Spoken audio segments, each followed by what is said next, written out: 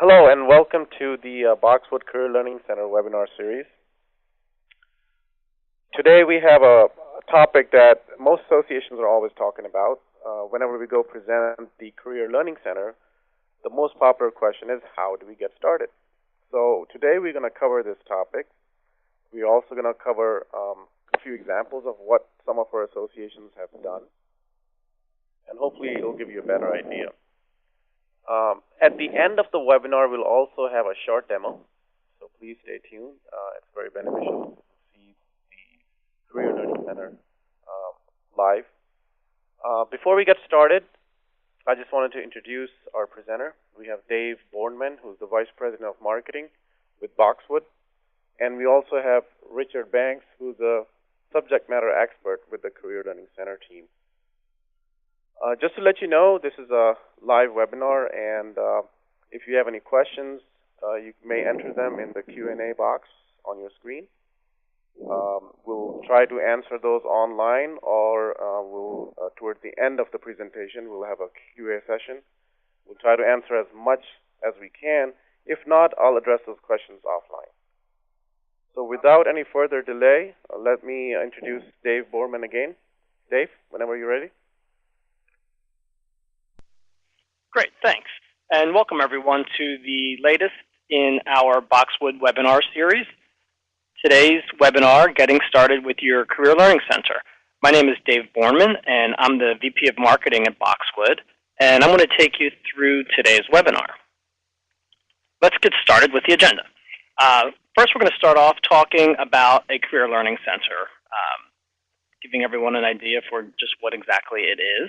And then we're going to jump into the meat of the discussion, which is taking you through some examples of how some of our association clients are implementing the Career Learning Center to not only help give you some ideas for how you can leverage a Career Learning Center, but also to see some of the steps that they've been taking as associations have started down their path.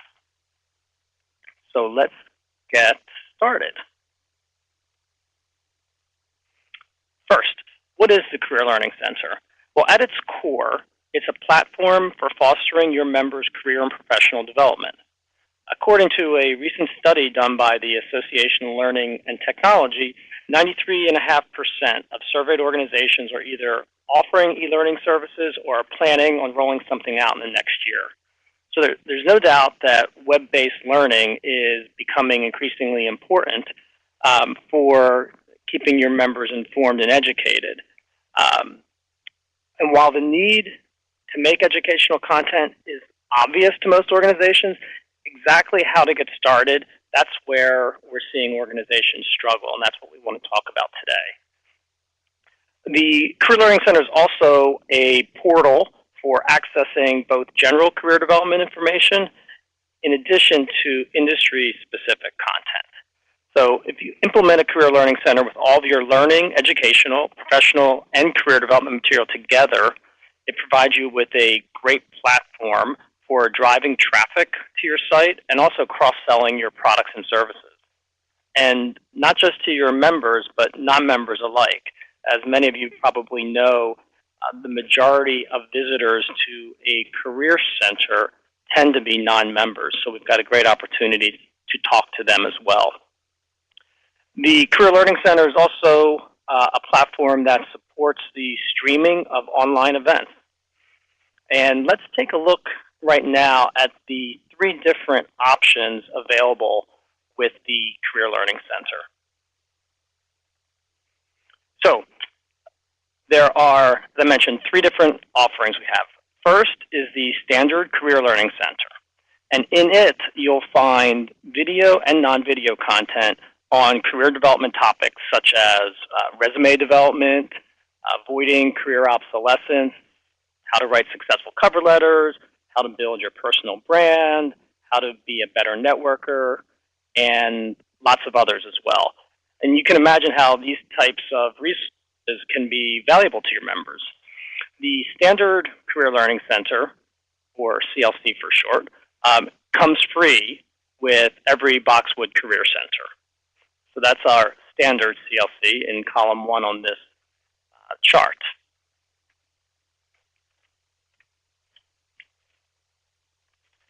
We also have the Enhanced Career Learning Center that lets you add your own material to the general career development content that comes standard with your standard CLC. So the Enhanced Career Learning Center gives you a user interface that's very intuitive and enables you to easily upload and manage all of your professional content online. In fact, honestly, it's so easy to use that you really don't even need training on how to use it. You'll find it quite simple. Of course, we do offer free training as part of our solution, but you'll find that it's developed in a way that's really easy for you to use. And in the Enhanced Career Learning Center, where you get to upload all of your own content, it accepts all kinds of content. So if you have presentations, videos, white papers, really most any type of content is easy for you to upload and works on the Enhanced Career Learning Center. And the third offering we have is the Event Career Learning Center. And that enables you to record and stream live events from the platform. And it also provides functionality for running certifications as well. If you have courses where you have questions to answer and tests to take and ultimately certificates to deliver to your users, you can do all of that on the Events Career Learning Center as well. So these are the three offerings we have: the Standard, Enhanced, and Events CLC. Now I'd like to move on to a review of some of the ways that different associations are using the Career Learning Center today.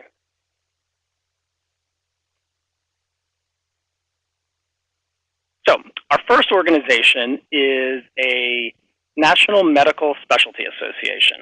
And for decades, they had a robust certification program that involved setting up regional events where members could attend a series of sessions and take a test for certification. Over the years, attendance has been dwindling and the cost to certify was rising. And this organization solved the problem by leveraging the learning and assessment functionality that's part of the Events CLC. So how did they get started? First thing they did was identify the need through an annual membership survey. They decided they could solve the problem by creating an online certification program. The content and the structure of the course was developed jointly by their education and membership departments. Some of the issues that they had to address internally before getting started included, now that this was going to be an on-demand course, members will be able to go through the process of getting certified when it works best for their schedule. So they had to figure out how many times a year could someone sit for the certification test. Another thing was, what should be the new cost for the certification? And another, should there be a change in the term of the certification? And the last thing they were considering was whether a pending member or a member with an expired membership but still in the membership grace period, should that person be allowed to take the test? So once they resolved those issues that they were initially struggling with and their content and structure was determined, that's when Boxwood's CLC team helped them to structure their learning environment by leveraging some of their existing recorded training materials combined with a self-graded certification test using the CLC Certificate Builder. This enabled their members to have a true on-demand certification process delivered at a fraction of the cost. So that's our first example of using a CLC for certification and continuing education. Let's look at our next opportunity. So our next organization was looking for ways that they could increase their non-dues revenue. There are national professional associations with strong regional chapters that have annual events. The regional chapters, that is, have the annual events. For them, the problem was twofold. First was how to make this great content being provided by the industry's regional stars available to the larger membership, and secondly, how to make money doing it. So they solved the problem by deploying the enhanced version of the Career Learning Center, implementing the e-commerce functionality. This allowed them to make the content available to their members and also allowed them to charge for it. So the organization got started by resolving a few issues regarding the content. So some of the things they were figuring out was, should it be free or fee-based? Should the fees be tied to different membership types? If the individual actually had paid to attend one of those regional events, should they get the content for free? And lastly, what content would be available to which groups of members and non-members? So again, a number of issues that they needed to figure out at the onset. Once they had agreed on how they wanted their fee structure to work, the CLC training team came in and helped them set up the e-commerce functionality, and they were off and running. One of the things you may be wondering about is where they got their content. And similar to our previous example, they did have most of their content already, but they are planning on increasing their library through both a combination of new professional recordings and some staff-produced content as well. So that's our second association example, using the CLC to increase non-dues revenues. Let's move over to our last example. This one's from a trade association that provides industry-specific training for the staff of its organizational members. And for them, education is one of the prime member benefits. They wanted a cost-effective training platform that still provided robust testing functionality. Prior to deciding to implement the Events CLC, the organization provided educational content in two ways. If there was a testing component, they had to do location-based training and testing. And if the content did not have a testing component, it was delivered via live webinars. So they got started by surveying their organizational members and involved them in the creation of the curriculum content and what the trainees would ultimately be tested on. Once this was set, the education department built the courses and worked with the IT department to create and deploy a strategy to create the video content by leveraging the recording functionality of their webinar platform. Where the CLC team came in and they helped them train the association staff and provided tips on the best way for them to organize their content to deliver the best trainee experience. So that's our last of the three examples we'll talk about today. So I hope these three examples gave you a feel for some of the different ways associations are implementing the Career Learning Center, but more importantly, provided you with a better understanding of the approach they're using and the steps that they took to get started. You know, as I mentioned at the beginning, we know organizations can see value in implementing a Career Learning Center, but figuring out how to get started with it, that's the daunting part. Just to let you guys know, we have quite a few questions in the Q&A box. We'll address those after the demo. So right now, I'm going to hand it over to Richard Banks, our subject matter expert in the CLC. He's going to go over a brief demo and just go over some of the features of the Enhanced Career Learning Center and the Event Career Learning Center. So I think he's just loading it up. So Richard, whenever you're ready. Fantastic. Thank you very much. I guess that's my cue to show you the simple mechanics involved with taking you from a plan to a structured learning environment. Fortunately, the CLC was designed to be the simplest part of this process for educating content, making educational content available to your community.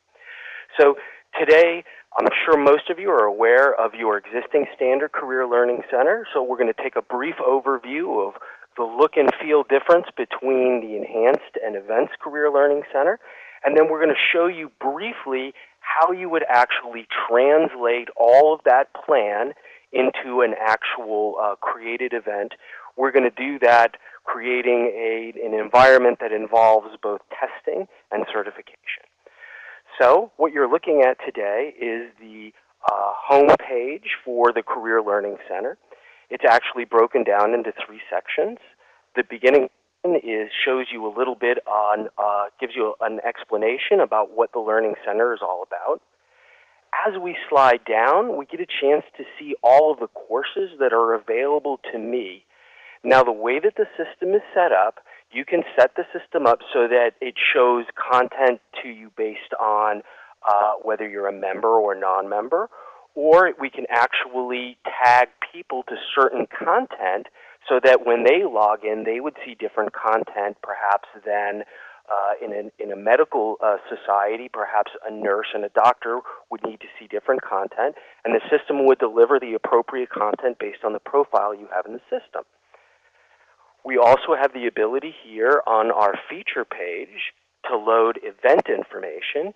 Now, event, like courses, follows the same process to upload the content. The real difference in the events world is that we mostly track content in the events world by dates and by tracks. But down below, we have some really interesting information. When any user logs into the system, they have the ability to see what content is available to them, but more importantly, they can also see what content they've already viewed and where they are in the process of taking a test or a learning or structured learning environment. All of that information is here, and it's tied to your individual login. So what we're going to do is we're going to take a quick peek at the mechanics of actually creating that course. It's very, very simple. Now, I'm logged in as an administrator, so I do get a chance to see some functions that the end user wouldn't see.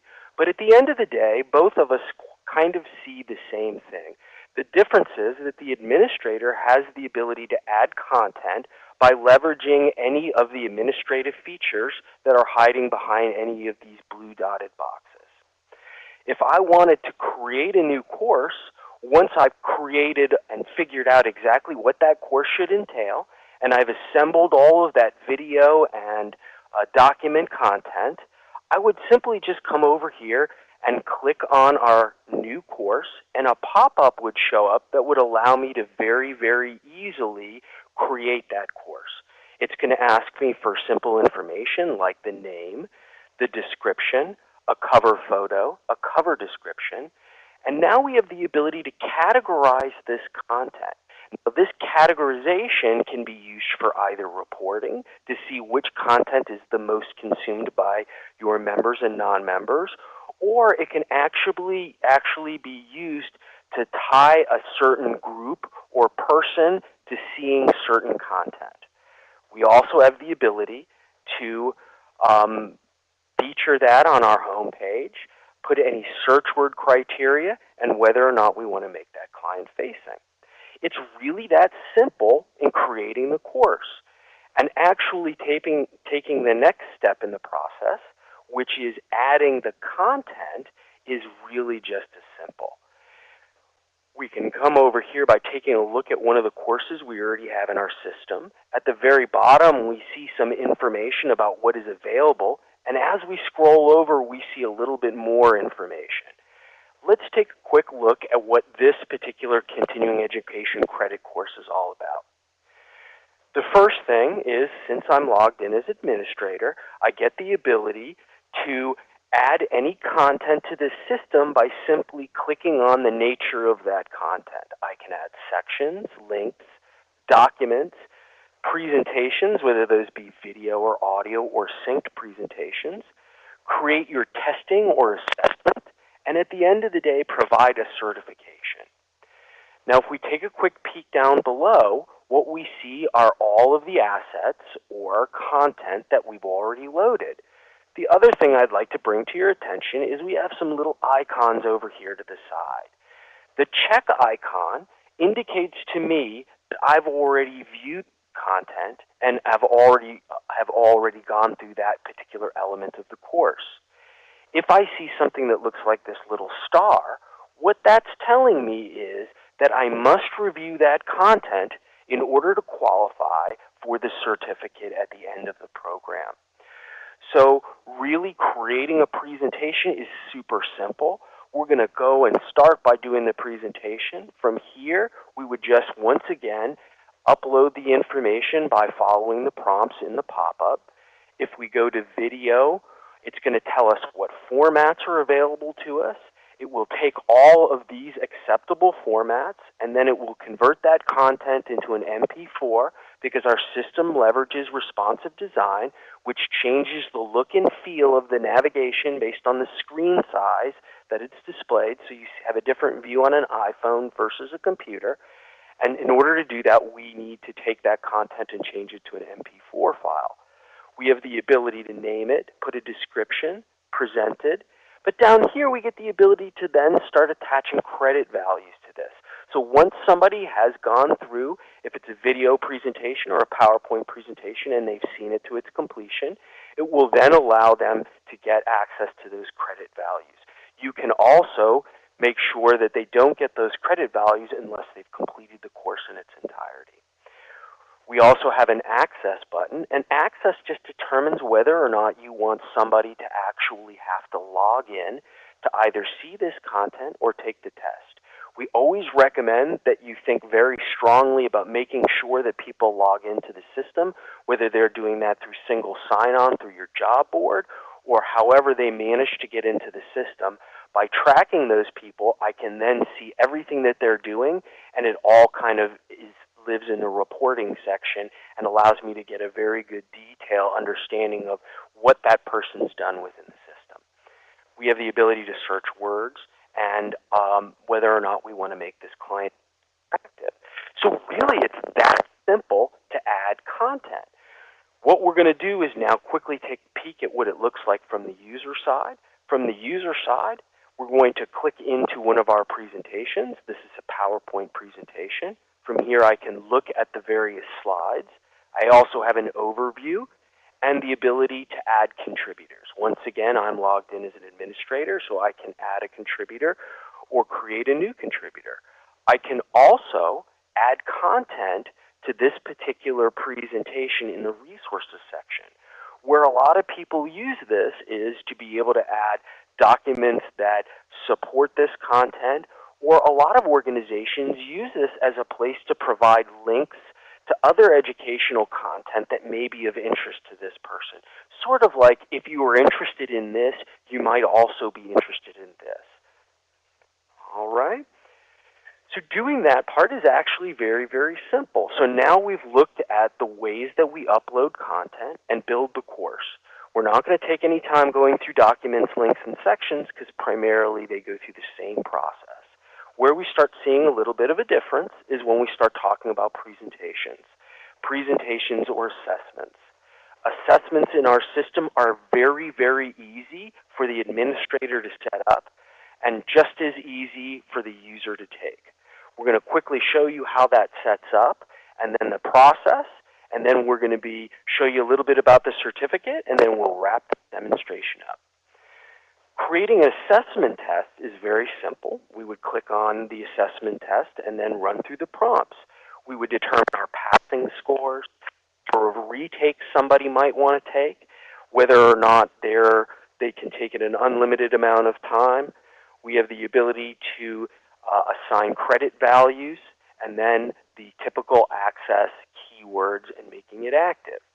Once we've created that assessment house, adding the questions to that assessment is really just as simple. So we would go through and go into one of our fundamental sections test. And now once again, I'm logged in as an administrator, so when I go in, I'm going to see an administrative view. The difference between the administrative view and the user view is the administrative view has this blue edit questions box, whereas the end user doesn't. So if I want to take a look and review the process of actually putting this content in, it's very simple. We would just click on that. The ability to add a question is we would put the text here, choose what kind of question it is, then come down here, choose the answers, whether that's one correct answer, multiple correct answers, or all correct answers, and then we would go ahead and add it.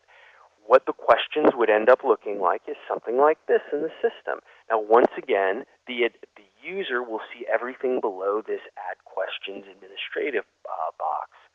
From here, even though I'm logged in as an administrator, I could change the order of the questions if I wanted to. But once I take this assessment quickly, we're going to see what the user experience is, and we're going to show you how the system goes through and actually auto-grades that exam. So the idea is that at the end of the day, we want to help you minimize the human intervention in this process. So it's going to be a self-service portal, and it's going to automate the process. It's going to allow you to have administrative interaction with the system, but somebody can actually come in, take this course, become certified, and do this all without actually having to discuss or reach out to your organization if you want to set it up that way. So let's talk a little bit about, we're going to quickly go through this survey, and we're going to show you what it looks like on the other end.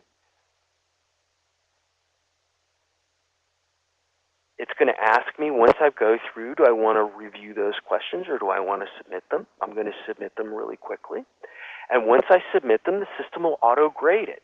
It will give me a grade here based on what I determine is the passing and failing score. It'll tell me the number of correct answers that I have and incorrect answers. And I can actually set the system up to show me the answers that I got incorrect below. So really, it's that simple to set up the whole testing and the whole testing part of this structured learning environment. So now that we're done with that, we get to do the really fun stuff, and that is the certificate. The system, you can determine whether or not after somebody completes this course, whether the system auto-generates a certificate for them.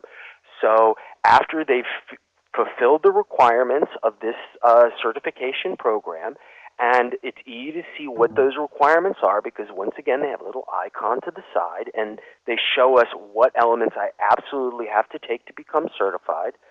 Once I've fulfilled those requirements, the system will automatically produce a PDF certificate. It's going to then pull the information from the system so that it will put their name on it, the credits, anything that you need. It will produce that certificate all on its own, and then that certificate will be available to your user at any time. If they log into the system and they've lost that certificate, they can print it and have accessibility to it at their leisure. And that's all tied to their individual login. So that's really how our courses system works. As I said, it's a very powerful tool, but it is very, very simple to actually translate that plan into an actual learning environment for people to go through. And we can determine what order they go through these documents and videos so that we can really structure the learning environment so that they can get the most out of the experience. We're going to briefly talk about events. Events are basically the same thing. The difference between events is events tend to categorize content not by subject matter, but by tracks and by date ranges. So we're not going to take any time going through that because it's basically the same. In the future, this functionality is going to be opened up to allow you to hook up your webinar platform to it, so that in the future you will be able to use a platform like GoToMeeting or GoToWebinar, be able to do all of those registrations in the system, and then the CLC will give people access to see that live presentation when it's made available. The last thing that we're going to talk about is the administrative section, which is just the reporting functionality. We have a robust dashboard here, which gives you a 10,000-foot view of what's going on in the system. And we also have the ability to go in and get some very detailed reports. We can get reports on the events that we're running, presentations, courses, and then we can then take that information and export it into a CSV file for any non-integrated customers so that they can upload that into whatever their back office system is. General settings just allow us to create the look and feel on the general page. And then we also have a robust certificate template, which allows you to create those certificate templates on the fly, drop in your graphics, your background images, and make a personalized, dynamic certificate that pulls all the information directly from the system. And then, of course, we have an area for users. And that really concludes the 10,000-foot overview of the system. It's not really designed to give you the full flavor of the functionality. We just wanted to give you an idea of the ease of use. If anybody's interested in exploring this in a little bit greater detail, we encourage you to reach out to us here at Boxwood, and we would be more than happy to set up a demonstration that's germane to your environment. So we're gonna leave this here, and I'm going to turn this over to Shahid to finish the thank you and to also start with the questions and answers. And it looks like we've got a couple of questions now, so we're going to be addressing that momentarily. Shahid? Thank you, Richard. Excellent demo. We have quite a few questions, and I'm glad that we have quite a few questions, and they're still coming in. So, folks, please feel free to type in your questions. If I'm not able to address those today, we could always, address them offline. I'll send you an email and make sure I respond to your questions. Let's just take a couple of questions, and we have our subject matter expert right here. So, first question is this presentation going to be available? Yes, we will have this recorded, and we'll have this available on our website, boxwoodtech.com, maybe in a week. We'll have that in the resources section of the Boxwood website. Thank you, Richard. A question that, let me just take one of these questions. This is for you, Richard. Are we SCORM compliant? At this point, our SCORM compliance is something on our roadmap, and it's actually due to be developed in the next quarter. Thank you. Another question is, how do you track a user, and if a user leaves, is he able to come back? What happens is the way that the system tracks the user is that once somebody logs into the system, it tracks their progression through all of the content and tests that they're reviewing. The very bottom page of the features page will give you all of that details. It will tell you what content you're able to see, what you've already viewed, and if you've started a test but not finished it, or started reviewing content and not finished it, it will then tell you what that content is and provide you a link to go back and finish it. Okay, thank you. Unfortunately, we're running out of time. I've captured all the questions that came in, or you can always send me an email offline. You can send me directly,